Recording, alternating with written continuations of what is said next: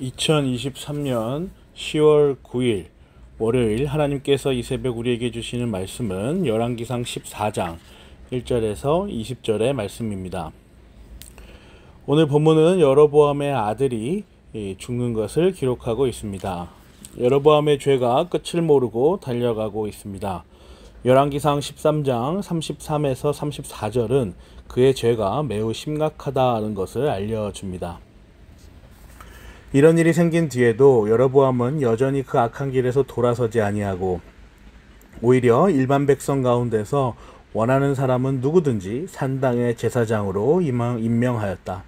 그런 일 때문에 여로보암의 가문은 죄를 얻었으며 마침내 땅에서 흔적도 없이 사라졌다. 여로보암은 죄를 돌이키지 않았습니다. 성경은 죄로부터 돌이키지 않는 이 사실을 기록하면서 여로보암이 하나님께로부터 완전히 떠났다는 것을 알려줍니다. 여로보암의 죄를 여로보암의 시대에서 끝나는 것이 아니라 가문 자체를 없애시는 하나님을 성경은 보여주고 있죠. 이러한 상황에서 여로보암의 아들 아비야가 병들어 눕게 되었습니다. 그러자 여로보암은 선지자 아히야를 떠올립니다.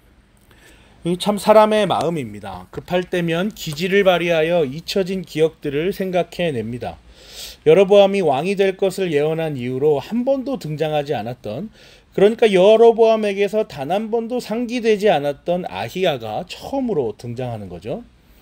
그런데 여로보암은 아히야를 하나님의 말씀을 전하는 선지자로 알고 있는 것 같지는 않습니다.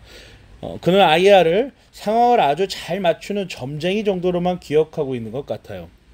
만약 그가 아히야를 하나님의 말씀을 대언하는 선지자로 여겼더라면 빵과 과자와 꿀 한 병을 들고 가는 것보다 그저 가서 제가 하나님 앞에서 무엇을 잘못한 것일까요를 물었을 것입니다. 그러나 성경은 여로보암이 이러한 과정이 아닌 단순히 빵과 과자와 꿀을 가져다 주면 자신에게 좋은 소리를 해주거나 아니면 아히야를 유능한 점쟁이 정도로 알고 있는 여로보암의 모습을 보여주죠. 2절과 3절을 보세요. 여로보암이 자기 아내에게 말하였다. 변장을 하고 나서시오. 당신이 여로보암의 아내라는 것을 사람들이 알아차리지 못하도록 하고 실로로 나가시오. 거기에는 아히야 예언자가 있어. 그가 바로 내게 이 백성을 다스리게 될 것이라고 말한 예언자요. 당신은 빵 10개와 과자와 꿀 한 병을 들고 그에게로 가시오. 그리하면 그는 이 아이에게 어떤 일이 일어날 것인지를 당신에게 알려줄 것이오. 그렇게 하여 여로보암의 아내가 아히야를 찾아 나섭니다. 그러나 하나님께서는 이미 아히야에게 이 모든 상황들을 알려주셨어요. 5절 보세요. 주님께서 아히야에게 미리 말씀하셨다. 여로보암의 아내가 자기의 병든 아들의 일을 물으려고 내게로 온 것이다. 너는 그에게 내가 일러준 대로 말하여라. 그는 올 때에 변장을 하고 다른 사람인 것 같이 차릴 것이다. 그리고 그녀에게 하나님의 말씀을 그대로 아히야가 전합니다. 7절에서 11절까지 쭉 보세요. 집으로 돌아가셔서 여로보암에게 이 말을 전하십시오. 나 주 이스라엘의 하나님이 말한다. 내가 너를 백성 가운데 높여서 내 백성 이스라엘의 지도자로 임명하였고 다윗의 가문으로부터 왕국을 쪼개어서 내게 주었지만 너는 내 종 다윗처럼 살지 않았다. 다윗은 내 명령을 지키고 내가 보기에 올바르게 행동하였으며 마음을 다해서 나를 따랐다. 그러나 너는 너보다 앞서 있던 모든 왕들보다 더 악한 일을 하여서 다른 신들을 만들고 우상을 부어 만들어서 나의 분노를 격발시켰다. 결국 너는 나를 배반하고 말았다. 그러므로 내가 여로보암의 가문에 재난을 내리겠다. 여로보암 가문에 속한 남자는 종이거나 자유인이거나 가리지 않고 이스라엘 가운데서 모두 끊어버리겠다. 마치 사람이 쓰레기를 깨끗이 쓸어버리듯이 여로보암 가문에 사람을 하나도 남기지 아니하고 다 쓸어버리겠다.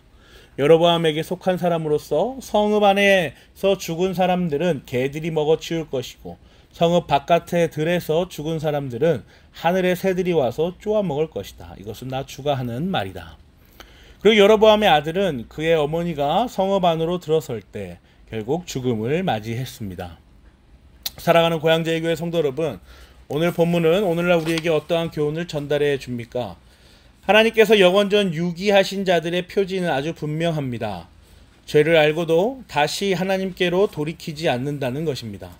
하나님께서 택하신 사람들을 포함한 모든 사람들은 죄 아래 종노릇하며 존재합니다. 그 스스로는 죄로부터 벗어날 수 없으며 죄의 지배를 받으며 그렇게 종처럼 살아갑니다. 그러나 하나님께서 택하신 자들에게는 한 가지 방법을 허락하여 주세요. 바로 믿음과 회개입니다. 은혜의 선물로서의 믿음을 허락하여 주시고 그 믿음으로 회개하게 하십니다. 자신이 죄의 종노릇하고 있다는 것을 알게 하시고 깨닫게 하시는 것입니다. 돌이키게 하십니다. 하나님께로 다시 돌아갈 수 있도록 방편을 만들어 주십니다. 그런데 유기하기로 작정하신 사람들은 이 은혜의 방편을 알지 못합니다. 돌아서는 것이 어떻게 하는 것인지 전혀 알지를 못하는 거예요. 우리 편에서는 아주 답답하지 않을까요? 그러나 이들은 하나님께서 굳게 닫아놓으신 그 마음으로 인하여서 믿음의 세계를 보지도 경험하지도 못하는 것입니다.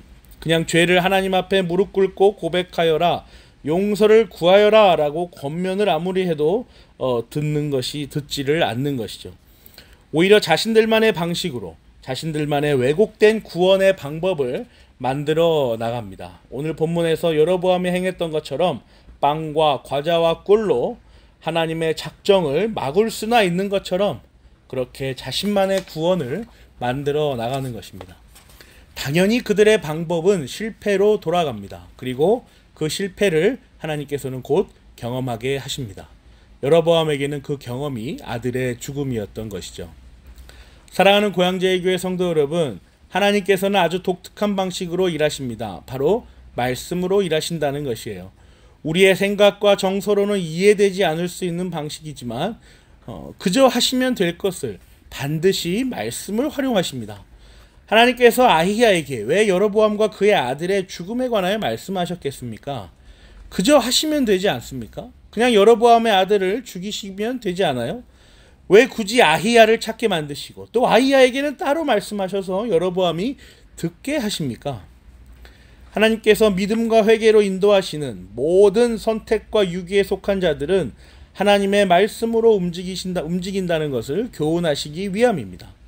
선택에 속한 사람들은 믿음을 받고 회개하게 하시고 유기에 속한 자들은 믿음을 받지 않고 회개의 자리로 인도하지 않으시는 것이죠. 선택에 속한 사람들은 그 말씀으로 살아나 회복되어 회개할 수 있다는 것을 알아가게 하시고 유기에 속한 사람들은 그 말씀으로 자신들의 왜곡된 구원을 만들어 나가는 방식이 실패한다는 것을 알아가게 하십니다. 또 그 말씀으로 인하여서 오고 오는 세대들이 교훈받게 하십니다. 한 세대로 끝나는 것이 아니죠. 계속해서 오고 오는 세대들에게 하나님의 말씀이 유효하게 작용합니다. 여로보암의 가문을 완전히 멸망시키시는 하나님을 성경은 그대로 보여줍니다. 사랑하는 고향제일교회 성도 여러분, 하나님께서 하나님의 말씀으로 일하십니다. 성도에게는 이처럼 반가운 것이 없어요. 하나님의 말씀을 묵상하며 반응하고 역동하는 성도의 영혼이 더욱 자신이 하나님께서 택하신 자라는 사실을 신뢰하도록 인도하시기 때문입니다. 나를 구원하시기로 작정하신 이 온 우주의 충만한 절대자이시며 창조주이신 하나님의 작정과 섭리를 말씀으로부터 미리 알아 좋은 토양에 심어 놓을 수 있기 때문입니다. 말씀에 어떻게 반응하고 계십니까? 하나님의 말씀이 삶에서 움직여지는 것으로 받아들이고 계십니까? 성도의 특별하고도 감사한 은혜를 삶 속에서 경험하시기를 기도합니다. 이 경험들을 우리만 아는 것이 아니라 우리 다음 세대들에게도 고스란히 전달하여 주어서 하나님께서 세워나가시는 믿음의 가문을 이루어 귀한 구원의 여정을 마치시기를 그리스도의 이름으로 기도합니다. 아멘.